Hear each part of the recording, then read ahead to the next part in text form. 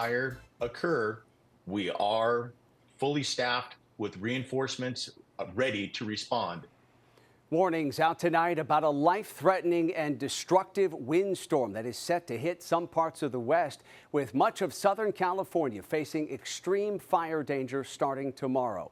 Good evening, everyone. Welcome to West Coast Wrap. I'm Alex Savage. Meteorologists expect this week's windstorm will affect parts of California, Nevada, and Arizona. In California, the red flag fire conditions are expected to stick around through Thursday. Across Southern California, first responders say it's important for people to be cautious right now. Here is a live look tonight at conditions in Los Angeles, where things appear to be calm. But officials are saying that wind gusts in this area could top 80 miles per hour starting tomorrow. Already, firefighters from the San Francisco Bay Area are heading down to Southern California. CAL FIRE's San Mateo Santa Cruz unit shared this photo today, saying it's sending 5 engines to the LA area. They will be ready to respond if a wildfire does break out.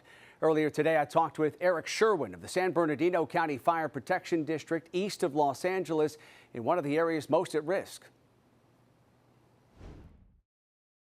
The most concerning aspect for this upcoming event is how widespread the wind is going to be throughout the Southern California region. In our previous events throughout this season, they've been more focused. It's been Ventura County or it's been LA County, a little bit of the Inland Empire. This one is going to be felt throughout Southern California. And also with that is how strong this event is projected to be, with gusts above 75 miles an hour in our most wind-prone areas. Yeah, we hear the warnings from the National Weather Service. They're describing this as potentially life-threatening and destructive. What happens if a fire does start in those kinds of conditions? Well, you touched on a good point here. Not only is it the wind itself is going to be at a level that can cause damage. However, what's unique in January is that we have yet to receive significant wetting rains in Southern California. So the fire component is still with us. Any fire that may start has the ability to grow outside of our control capabilities very quickly. There's really been just next to no rainfall here. How dry is the vegetation in the areas that you cover? We saw earlier this year, or the end of 24, where we had 3 large fires burning in close proximity to each other.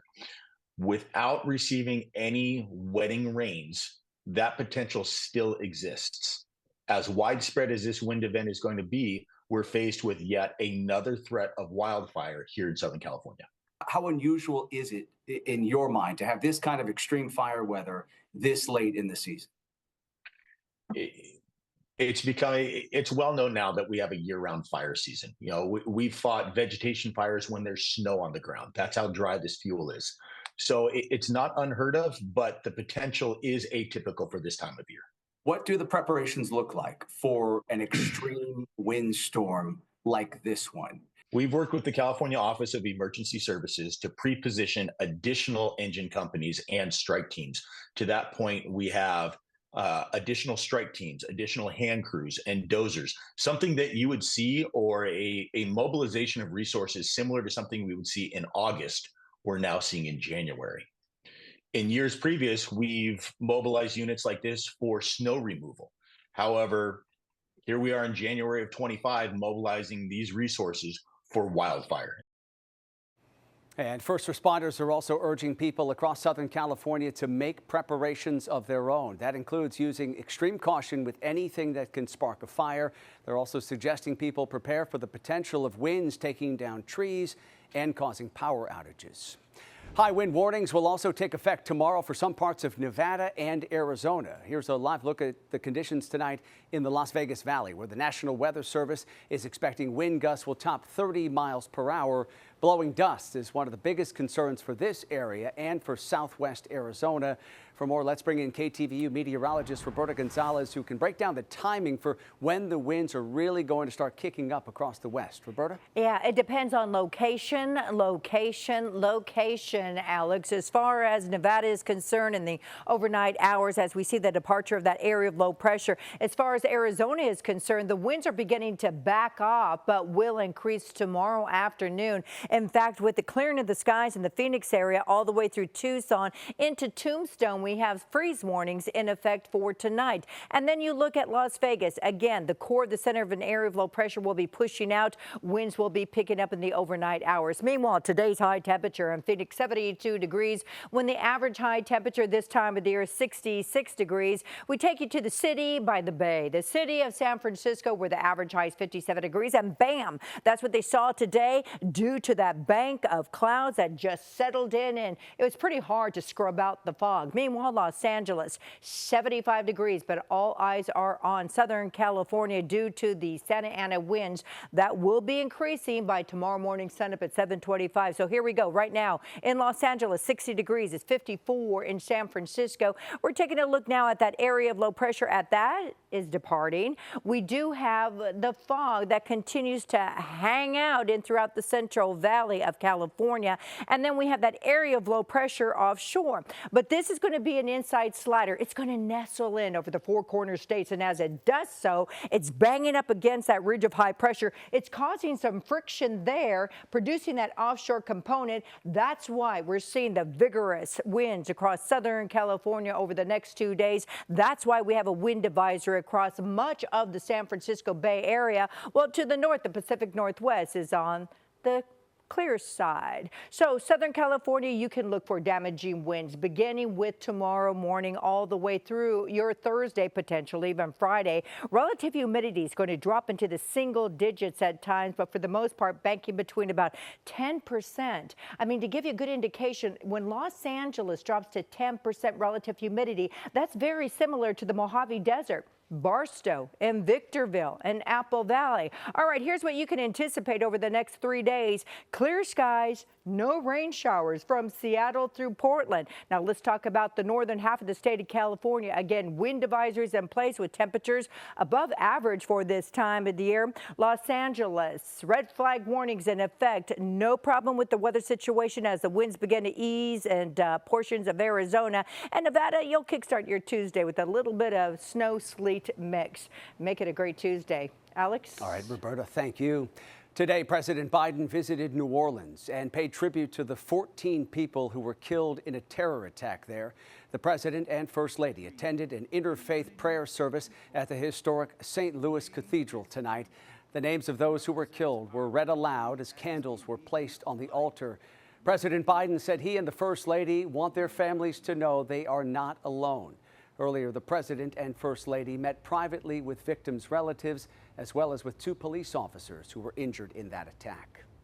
Tonight, we're hearing from the former girlfriend of the soldier suspected in that Cybertruck explosion in Las Vegas on New Year's Day. She's telling investigators her side of the story, and she says Matthew Leibelsberger told her about pain and exhaustion that he felt after serving in Afghanistan. Fox 5's Victoria Saha spoke with a former FBI supervisor to get some insight on what investigators are likely doing right now to learn more about Leibelsberger. A new look into what was left of the charred Cybertruck, giving investigators some sort of a clue as to what happened and why. That why will take a while to answer, according to former FBI supervisor Dave Shepard, also the former head of security at the Venetian. The firearms that was also found, the fireworks as well, the gas canisters. What does that tell you about his possible motive? It takes a while to figure out motive. There's more about motive than what you think. People say, well, it's got to be this, it has to be that. No, there's a lot more to it. There's a lot that goes into it. If you're going to do something as international terrorism, domestic terrorism, or whatever you're going to end up doing to start with, it takes a lot of preparation. Where would one start? I know you said it takes a village, tips coming in from everywhere, what was found in like a car. Where would one start when looking into this investigation? Starts at the crime scene. Starts with the crime scene. True? No, it starts prior to the crime scene. How did that person get there? What did he make of? What's he waiting for? Why is he parked there? Who's he waiting for on the inside? Is he waiting for inside? Tons of questions. How many questions are involved? Until you start thinking of questions, your case is not done.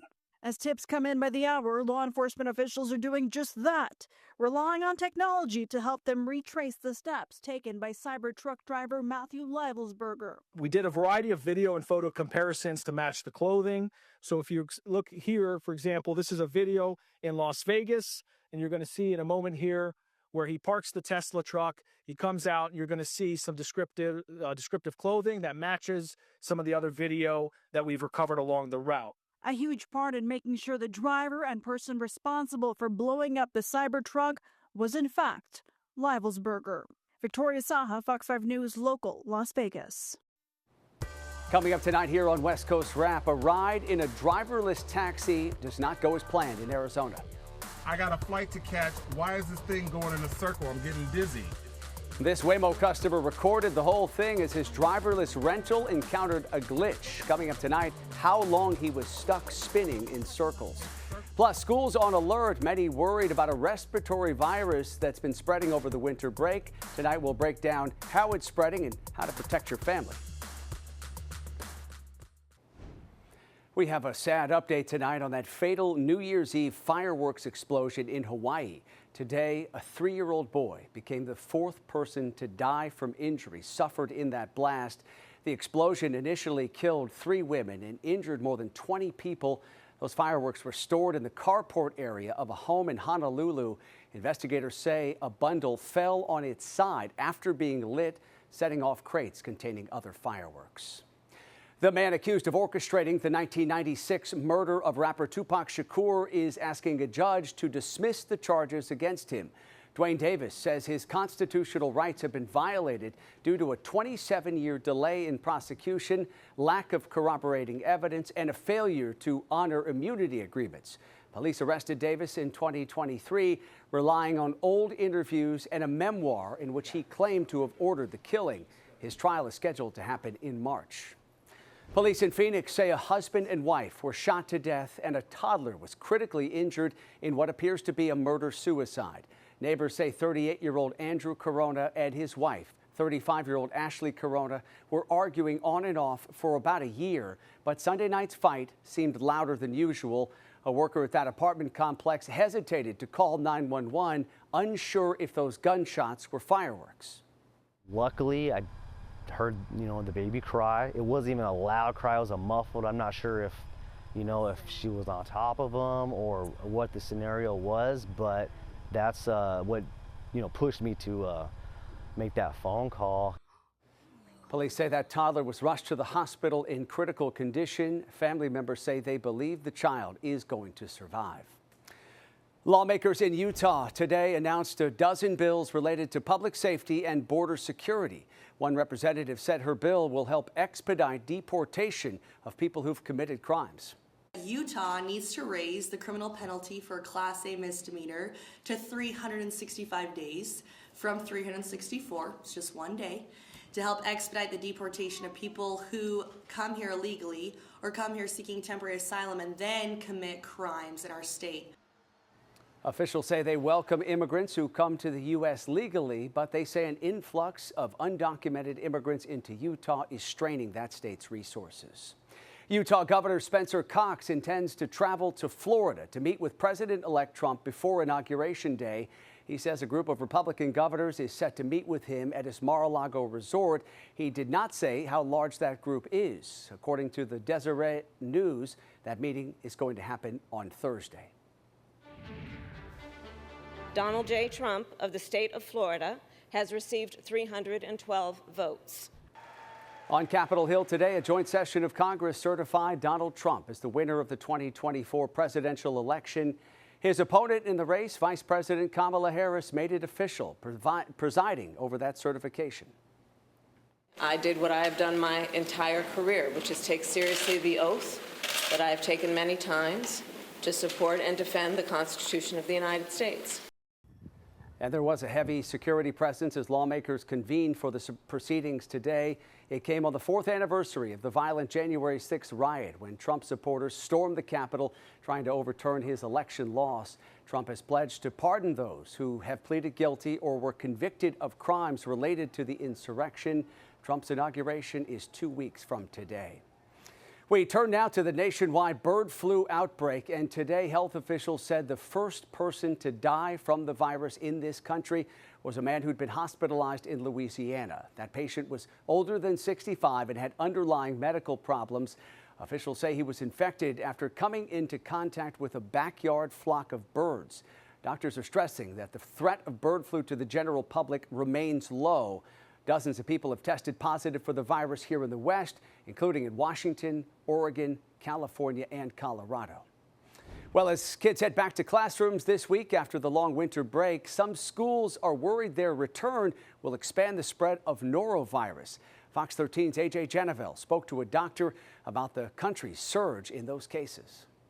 The nasty norovirus is so bad, it can send you to the hospital, and nobody wants that this time of year. Symptoms for the virus are brutal, including diarrhea and vomiting, which can lead to dehydration. The virus can also bring flu-like symptoms, such as fever, headaches, and body aches. It spreads when you come in contact with people or areas that are contaminated, and the way that happens is disgusting to think about. The virus is transmitted through tiny drops of throw-up or poop that splatter onto surfaces. Gross. Experts with the Seattle and King County Health Department tell me the virus lives on surfaces for days or even weeks, and only a combo of bleach and water is successful at killing it. Hand hygiene is very important and very beneficial, especially for kids. It can be very hard to maintain, but avoid touching your eyes, your nose, your mouth, and even your food if you are exposed to really any sick contacts, and washing your hands before you do so. As students return to school following the holiday break this week, district officials with Seattle Public Schools tell me nurses are keeping a close eye on things, monitoring trends, and maintaining the number of sick calls. Officials with Seattle Public Schools say they've had no outbreaks or issues, but they're ready to work alongside the health department to deal with any problems. And that was Fox 13's AJ Genevieve reporting tonight. There is no vaccine to prevent norovirus infection, and there's no specific drug to treat it. Doctors say keeping patients hydrated is the key to recovery. In some cases, fluids may need to be given intravenously. We have new details that are emerging tonight about what may have motivated the man accused of murdering a healthcare insurance executive. In a new TMZ documentary, we hear from two German tourists who traveled extensively with Luigi Manion through Asia in the months before that deadly shooting in New York. They tell TMZ Manion visited a gun range at one point, and they also say he was obsessed with a book by an author from India.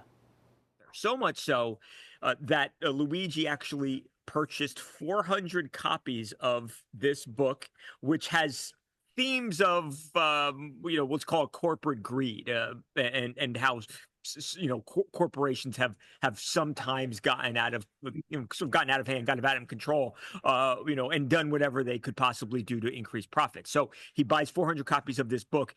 Then he also travels to Mumbai to actually meet the author face to face and have a conversation with the author. Manion, who spent time living and working in California, has been charged with shooting and killing United Healthcare CEO Brian Thompson back in early December. That TMZ documentary on Manion airs tonight at 8 p.m. on Fox, and then it will be streaming on Hulu.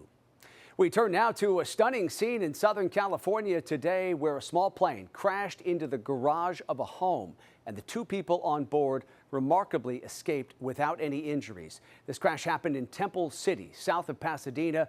Neighbors say they're surprised that no one on that plane or on the ground was hurt. I saw the emergency vehicles leave without anybody, and that made me feel kind of bad. Really bad. I thought somebody was hurt and they were just waiting for the coroner.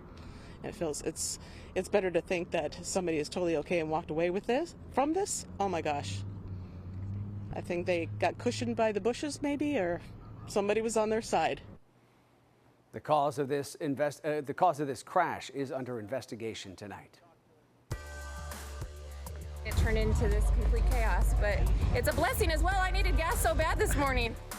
Long lines of cars at one Arizona gas station. Coming up tonight, the YouTube video that prompted so many drivers to show up here. Also, one Waymo customer's experience is getting a whole lot of attention on social media tonight. See what happens when his driverless taxi gets a bit confused.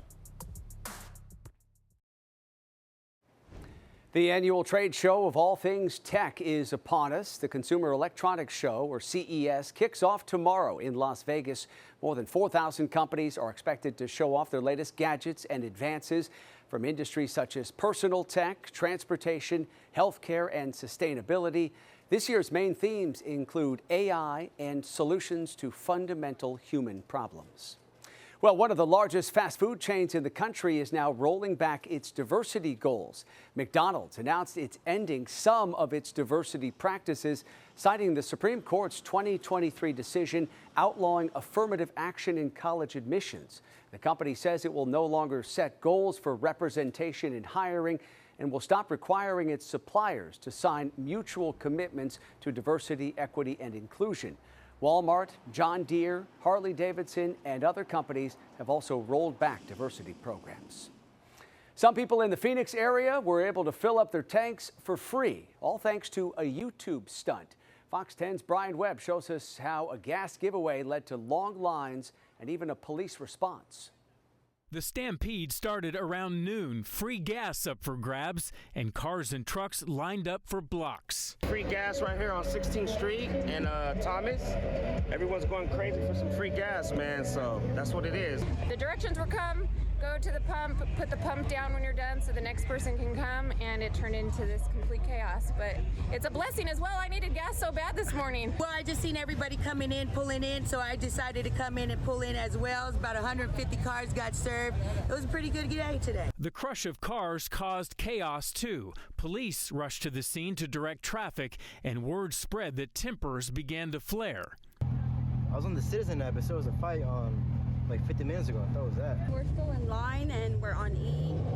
And oh, you're almost out of gas? Yes. Yikes. And our car is overheating too. The giveaway is courtesy of YouTube star Juan Gonzalez, who goes by the handle That Was Epic. And the line to get selfies with him was almost as long. We're just trying to give back essential stuff to people, so we figured fuel is one of them, but we ended up causing a huge traffic jam, so we're just trying to get it all situated now. I got to meet him and talk to him. What was that like? Was he? It was really fun, yeah. I think he's pretty nice. That's cool. Yeah, he's pretty sweet. By 1 p.m., the free gas was gone and police turned drivers away. But for a short time, it was epic if you got here on time. I popped out, I put on my vest, and I stopped traffic to let that bus go by. And then she was able to get on. She's like, thank you. A couple people said thank you, and I was like, it's all good. Not everyone's going to get gas, but it's all good. And that was Fox 10's Brian Webb reporting tonight for the Phoenix area. By the way, the average price for a gallon of regular in Arizona right now stands at about $3.04 a gallon. Finally tonight, a Los Angeles man says he nearly missed his flight back home from Arizona last week because the self-driving Waymo taxi he was inside to get to the airport kept driving around in circles.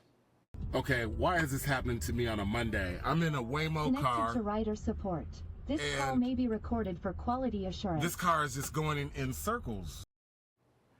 Mike Johns posted this video on social media following his ordeal in Scottsdale. He says he was trapped inside that car as it kept just going around and around in circles in a parking lot.